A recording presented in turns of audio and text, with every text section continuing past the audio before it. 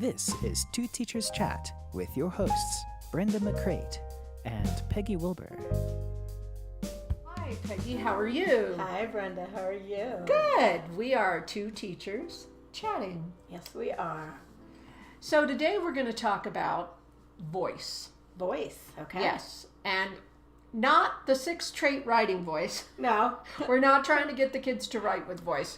No, we're going to talk about the voice you use to give directions, to get your class in control, to get things rolling and smoothly have classroom, a respectful classroom culture. So that everybody's ready to learn. Exactly. Okay. And you waste the least time possible. Right. So tell us about voice. Well, basically, if you think of voice in 3 different ways, there is what we call the parent voice, and that is the one, it isn't the pleasant parent voice, it's the voice where you're being basically hollered at or spoken to. And usually it's a corrective voice. And it's things like... Or a commanding or voice. a commanding voice, or right. corrective, yeah. And it's very much, stop that. Why did you do that? We need to do this. And then there's the child voice. And you've heard it often from your child. That's the whiny voice. Whiny voice. Come on, why can't we do this? Why don't we do that? And then there's what we call the adult voice. And that is still a commanding voice. But it's calm. And it is pretty much the voice that every teacher should use as much as possible. So in a way, is our professional voice. We are not overbearing. Right? But it is somewhat more matter of fact. Yes. And it has a purpose. Yes. Okay. And there's not a lot of emotion in it. Right, okay. And that's the hard thing. Because you can feel like you are so annoyed and yet you need to keep that out of your voice for the adult voice. So, for example, if I were giving directions to a class, I had told them to get their books out and get to their desk. Okay? And that transition period, we know, they're putting away some things, getting other things, they're chit-chatting, they're talking, and some of that is not any big deal, but you can't lose a lot of time. Right. And so, if I needed them to get into their desk quickly, I could do it in 3 ways. I could say something like, will you please get in your seats? Or I've asked you time and time again. Yes, and what voice is that? That really is the child voice. It's when you're feeling, sometimes you feel powerless, and sometimes you feel like they've taken over the class, and you whine at them. And you know, nobody responds to whining. And then we could say the same, almost the same thing, in the parent voice. You need to sit down now. And once in a great while, that's what they need. But you do that all the time, and it's going to go right over their heads, and there they go. Because we've trained them to not listen Yes. to that voice. Yes.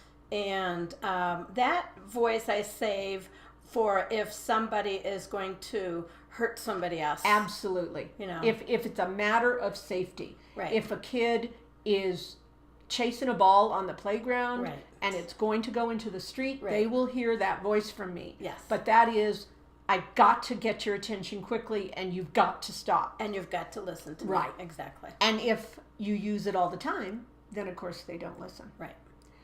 And then there's what we want, the adult professional teacher voice.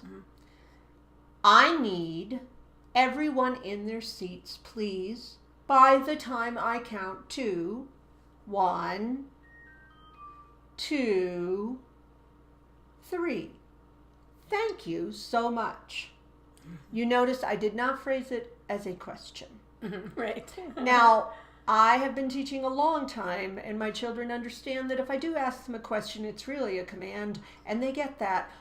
But if you're just starting out, you want to phrase everything with I need, or everyone should be, or something like that. That is a command.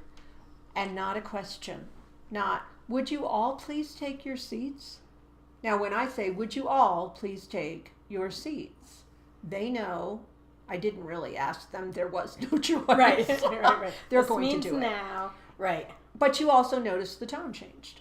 So, and it's something you need to practice, because depending on your personality, I think your placement in the family, Right. first, oldest, youngest, you may naturally go to that whiny, or you may naturally go to that parent voice, and you need to train yourself.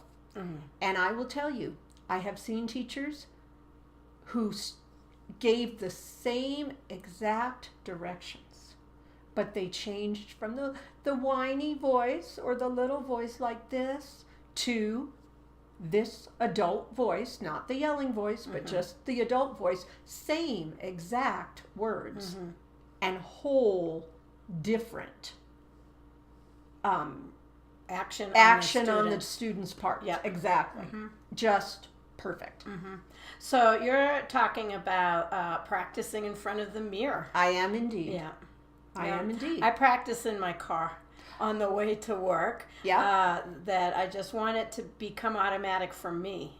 And so I'll just do it over and over, a few minutes every day for a week or two, whatever it takes. Yeah. And so it becomes my go-to voice.